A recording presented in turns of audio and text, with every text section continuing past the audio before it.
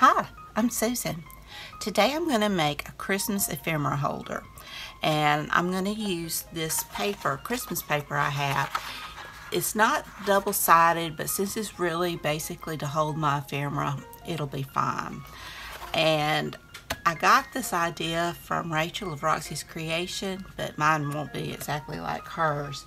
But I needed something because I've been using these CD cases that I redid, and it's just not working out for me. Everything's all, I can't tell what I have, to be honest with you. So I'm going to try making my own.